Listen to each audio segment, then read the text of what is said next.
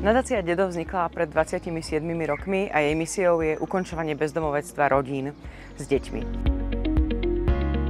Ľudia bez domova majú veľmi veľa rôznorodých potrieb, ale ich základnou potrebou je bývanie.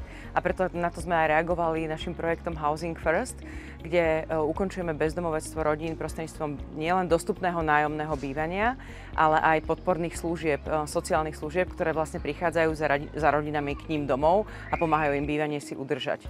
Druhou aktivitou, ktorú realizujeme, je pracovné začleňovanie a to vlastne realizujeme najmä prostredníctvom krajčírskej dielne, kde ľudia so skúsenosťou bezdomovectva majú možnosť zamestnať sa. Našou ďalšou aktivitou je však aj vyhľadávanie práce pre týchto ľudí na otvorenom trhu práce. Na našich projektoch sa podieľa celá skupina nadácie Dedo. Je tam aj organizácia Všetci pre rodinu a organizácia Dorkabex a tieto projekty môžeme realizovať aj vďaka podpore Európskeho sociálneho fondu. No, takže kamera ide. Dobre, aj mikrofón, hej? Dobre, tak začneme to prvou otázkou.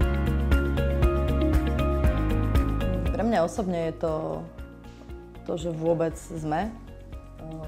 Vlastne urobili sme takú malú, veľkú dieru do sveta, lebo v podstate, keď som prišla, alebo keď sme začali na tom pracovať, tak ako keby sme nemali nič. Mali sme len dobrú myšlienku a veľa skúseností zo zahraničia o tom, že teda ten Housing First funguje, že to proste že sa to dá robiť. Takou nosnou aktivitou v nadácii Dedo je to, že sme priniesli prístup Housing First do Košíc a do Prešova a že ho špeciálne realizujeme pre rodiny s deťmi. Totižto bezdomovectvo rodín v obidvoch mestách je veľmi výrazné a až chronické. A dotýka sa veľkého počtu detí. Čiže to, že dokázali sme zabývať ku koncu minulého roka už 37 rodín, a že je to zhruba 120 ľudí, ktorí dnes žijú v bežných bytoch a majú zároveň podporné služby na to, aby si to bývanie vedeli udržať, je vlastne absolútne kľúčové.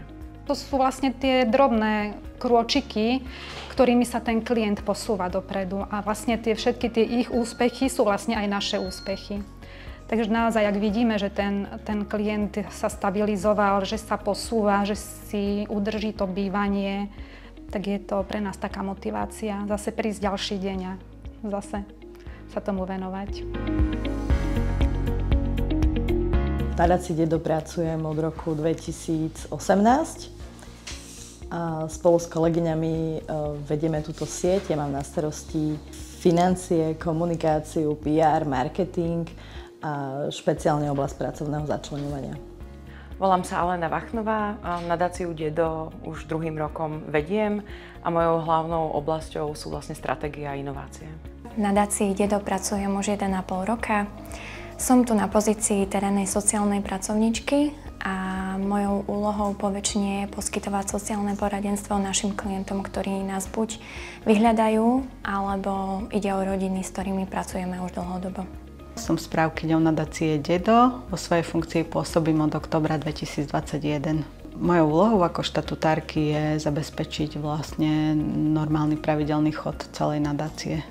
Som terénnou sociálnou pracovníčkou v neziskovej organizácii Všetci pre rodinu a pracujem tu druhý rok. Mne záleží veľmi na rozvoji miest na východnom Slovensku.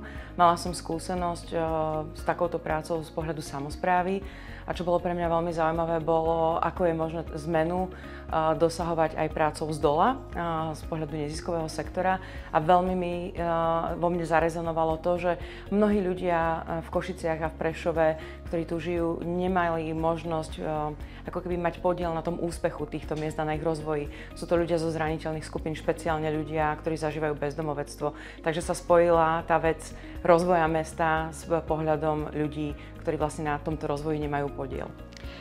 Ja som nadáciu poznala už zo svojej predchádzajúcej práce. Ja som predtým robila v zariadení, ktoré poskytovalo sociálne služby a spolupracovali sme s nadáciou a ma oslovila tá myšlienka, tá hlavná myšlienka práce s ľuďmi bez domova. My tu v poslednom čase veľa diskutujeme v tíme o tom, že prečo sa nám vlastne tú našu prácu darí robiť. A myslím si, že je to preto, lebo máme veľmi dobrý obsah a obsah je pre nás ako keby to, čo je najdôležitejšie. S tým, že nedbáme až tak veľmi na formu, To znamená, že nesnažíme sa komunikovať na sociálnych sieťach každodenné úspechy, snažíme sa naozaj pracovať a pracovať tak, aby iní o nás hovorili, že to robíme dobre. A ak by som mala odporučiť ostatným organizáciám, čo by mali robiť, alebo ako by to mali robiť, tak vlastne je len jedno odporúčanie a to pracovať. Vyskúšať si tú prácu priamo v teréne. Tak mňa osobne, ako som už hovorila, mňa tá práca neskutočne naplnila. Ani vôbec som si takto to nepredstavovala, keď som sem išla. Skôr z tej pozície, že to bude niečo nové a taká osobná výzva to bola pre mňa, že či to zvládnem.